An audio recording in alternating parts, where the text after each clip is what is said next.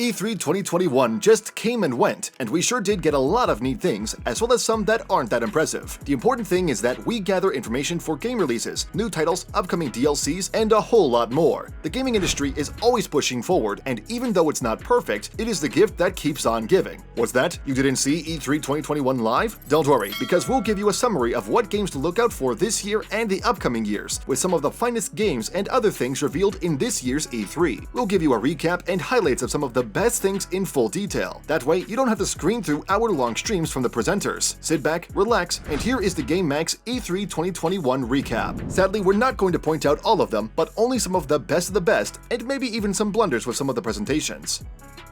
Ubisoft.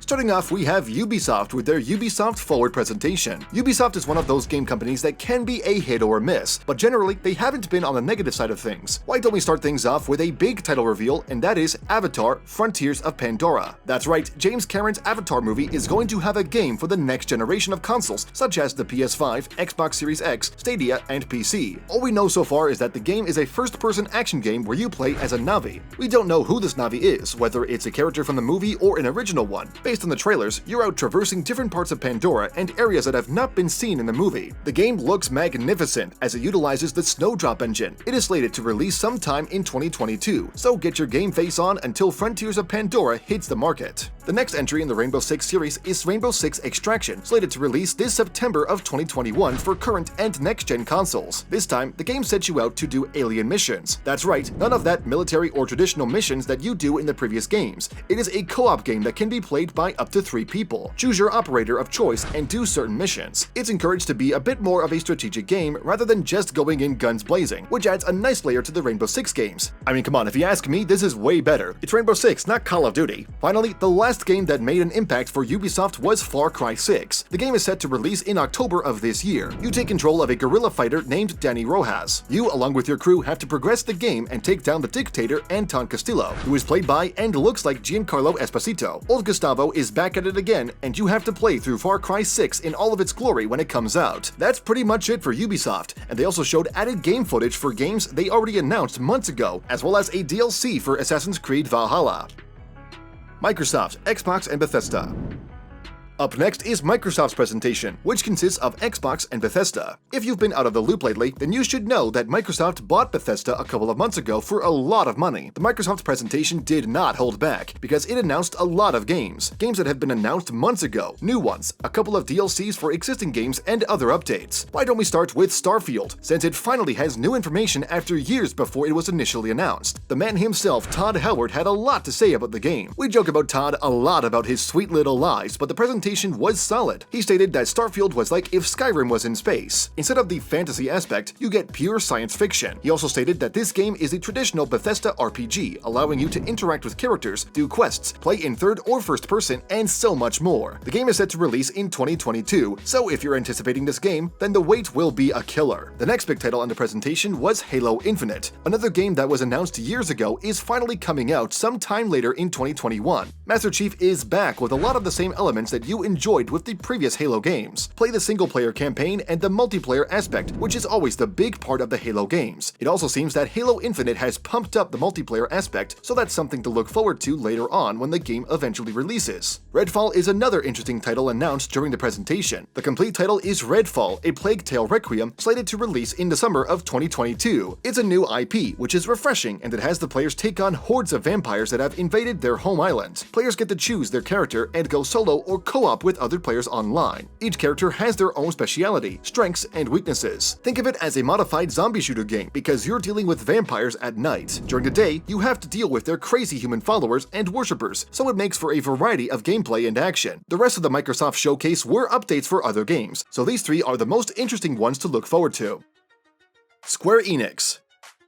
Another company to look forward to is Square Enix. Everybody has been looking forward to Square Enix's presentation, and that's due to anticipation for Final Fantasy VII Remake 2. Unfortunately, no announcement to that game was made, but considering that Final Fantasy VII Remake Intergrade was just released a couple of weeks ago, then that should be enough for people to cling on to until the official announcement of Remake 2. There are some FF news like FF 1-6 getting a pixel remaster, which is probably a visual upgrade, but more on that in the future. Then the other FF news, which was the leaked Final Fantasy Origin game, Requiem, which is set like Soul-Styles game. The title of the game is called Stranger of Paradise Final Fantasy Origin. While it does feel like a Souls game, the presentation was somewhat underwhelming. The general reception was somewhat mixed because the game needs improvement. From the comical dialogue of the main character Jack always saying, "I'm here to kill chaos," to lackluster character designs. The game may be improved later on since this is just the initial showing, and hopefully it does because an FF Souls-style game would be epic. From Final Fantasy, we move on to Marvel, where they announced the Black Panther DLC for the Avengers game. This lets us transition to the other big title of Square Enix's presentation, which is the Guardians of the Galaxy. This lovable squad of goofs and space adventures are here to delight players. Just keep in mind that these are not the same characters from the movies because we don't want another situation like that when the Avengers game came out. What we have so far tells us that we're in for a game with a lot of action, comedy, and a lot of surprises. People are a bit skeptical about this game due to how Avengers was handled. The other issue seems to be that you can only play as Star-Lord, while the other Guardians act as support characters. Still, it'll be exciting to see if Square Enix manages to do this game justice. Lastly, we have Babylon's Fall, which is a game you probably haven't heard from since 2018. Platinum Games handled the development, and you know that it has that fast-paced action, hack-and-slash mechanics that the Bayonetta games have. Babylon's Fall has been announced to be a live service. You would think that's a bad thing, but we have no clear understanding how this game is going down that route. The only thing as of now is that it looks good, plays well, and will probably have a ton of content. If we were to describe Square's showcase this year, it would be okay, and hopefully they do better next year.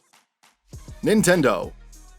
We're now taking a look at Nintendo, and despite having their Nintendo Direct, they have time to stop over at E3. So let's get to the big reveal, which was Legend of Zelda Breath of the Wild 2. Unfortunately, there's not much to go by since we have barely a minute of footage. It does look good, and since the first game was good, this highly anticipated sequel is already garnering a lot of praise, but we'll have to wait for more information when it comes to it. Zelda is one thing, but the next game is one of Nintendo's IP that has been dormant for years. We're talking about the announcement of Metroid Dread. The last Metroid game was released in 2017, and that was a remake of the 1991 game Metroid 2: Samus Returns. Dread marks a new game in the Metroid series, and Samus is back in action. Based on what we've seen so far, it seems like she'll be tackling with some robotic enemies. In terms of gameplay, it has the traditional 2D side-scroller presentation. It looks good, and somewhat gives you a feeling of dread when that giant robot is chasing you. We can't wait to hear more from this game before it arrives. The other Nintendo IP we have is Mario, where he's playing golf in Mario Golf Super Rush. Play as your favorite Mario character and dominate the courses while playing with other players online. Finally, we have a Switch exclusive, which is Shin Megami Tensei 5. Another entry in the Shin Megami Tensei franchise, this one takes place in modern Tokyo with some elements of the supernatural, demons, and more. The gameplay is pretty much the same as the other games, where it is a turn-based game with a lot of RPG elements. An interesting title to look forward to on your Switch when it eventually releases in November of this year. The other games included in the Nintendo Showcase were several updates, as well as a remake of the Advanced Wars games, where both of them are packaged as Advanced Wars Reboot Camp. Don't forget about Kazuya, as well as being a DLC for Super Smash Bros. Nintendo pulled out all the stops, giving them a very presentable E3 showing.